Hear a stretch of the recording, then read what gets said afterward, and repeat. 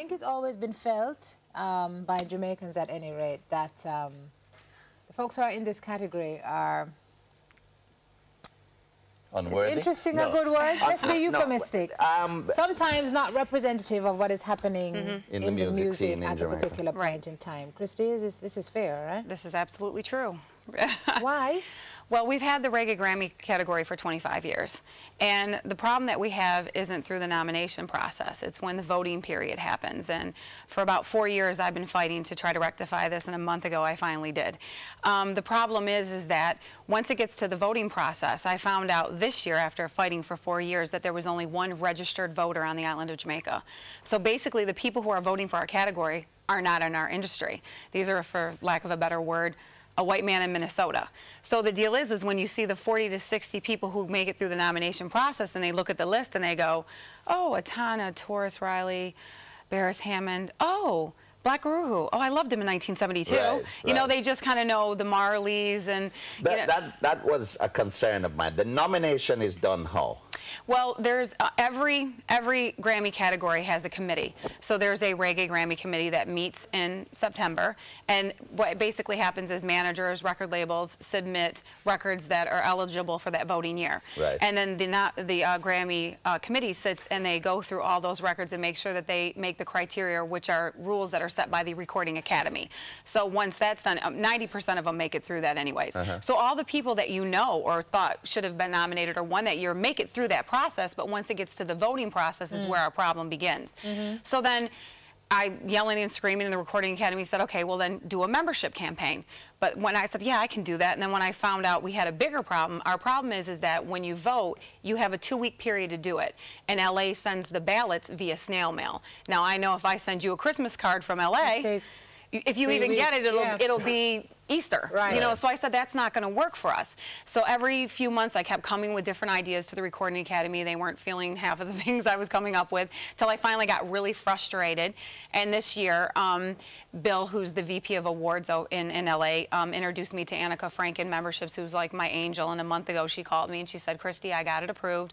I found a solution for you to where now everybody that I can register now within our reggae genre can now get a PDF. So for the 2011, when the voting starts in October, everybody we register now from Jamaica in our industry can get a PDF voting form. So it's emailed to them. So you can do it online and email it back so we don't have to deal with the mailing process. But in that case, how do I know that you just don't submit everybody from VP Records, that everybody is somehow involved with VP Records, and therefore an artist from VP Records now becomes... Oh, this, like I said, this has nothing to do with VP. I've been a part of this for years, and I mean, this is my second time working at VP. I've only been back for 2 years, but VP, you can't possibly control that. Right now, I put a list together of people that I wanted to target. And it's not, it's producers, because in order to vote, not everybody can vote. Right. You have to have creative credentials to vote. You have to pay a membership. So it's not like I can pick and choose who can vote.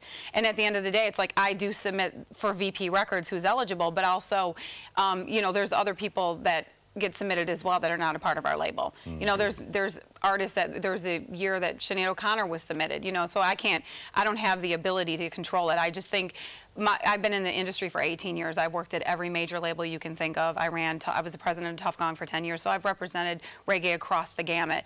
And I feel this is I'm doing my industry a disservice if I don't bring this. Why was the public so apathetic to the whole process? Because nobody, I mean, when I don't know, Marley won 1 year, and then Gregory Isaacs or somebody like that won another year, and nobody seemed to publicly be questioning this business about, well, who decides what's the best reggae album questioning of the it all the year time, actually, but nobody does anything. Yeah. Well, complain every year and nobody does anything. But it was about 2 weeks ago that I was discussing it with either you or Bertis about I have no desire to hear who is the Grammy winner in the reggae category, because I don't know who's choosing the Hence the reason we have to sign up the voters. You go to www.grammy.com, and if you feel you have the creative credentials and pay the membership, you can vote. We can change this. How much is the membership, Cristy? It costs $100 a year. I think it's $260 for 3 years, and then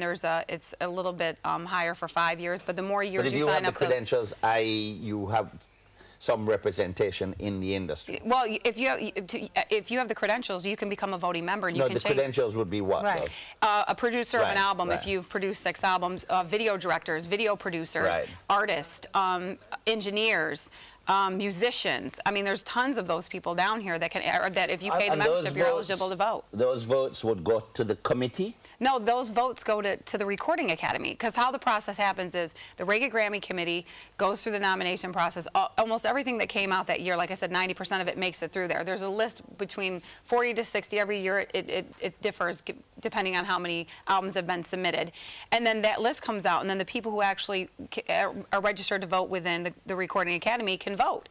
And then you can decide. So the situation is that altogether in the Recording Academy, there's probably only 5,000 members. So it's not just shame on reggae. There's a lot of people who are not voting. Hence, if you see Record of the Year, Herbie Hancock wins, and you're thinking, but Jay-Z had the biggest record. It's because Jay-Z and them don't vote. It's because Herbie Hancock does, David Foster does, Quincy Jones does. That's why you see a lot of these eclectic records win, because they care enough to vote. But it doesn't sound to me, at any rate, that the best album will win, or the best It will, because for that here's year. the thing. What our problem has been in the last 25 years is when it gets to the voting process, the people who are voting aren't the people in the know. If the people in the know register to vote, right now we had 1 registered voter on the island of Jamaica. Now that they can get a PDF form, if we really, when I think of my peers, if I get 25 people to 50 people to vote, you're going to see a change. Because that's probably the amount of people who are actually voting in our category, which is crazy when you think there's only X amount of people who vote for everything. And you only vote in 8 fields, so there's only a few people that are even coming over to our field anyways.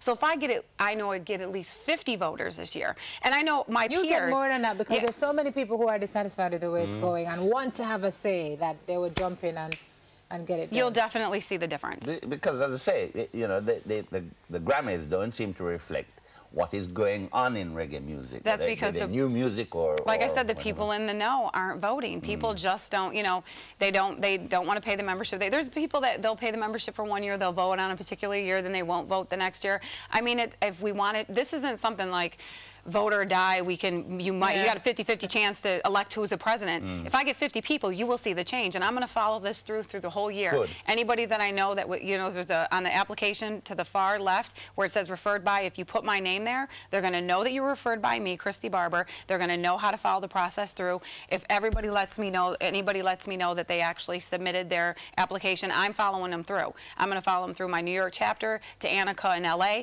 When the PDFs go out in October, I'm going to start calling everybody. Did you get it? Did you get it? To make sure everybody gets it. Because the other thing is, once I show them this, because even with the Latin Grammys, if you notice, they've gotten all the categories that they wanted. Now they got their own telecast. The other thing I've been fighting for 4 years is to get a next category. I put in a proposal every year to get a dancehall category. I feel that if we can show that reggae is united, we've got the media behind us right now, they can't deny my proposal, because they're like, look, they just changed the problem that they had, and now they're coming with this proposal again. We have to take these people serious, because they're serious about their music. But we can definitely make this happen.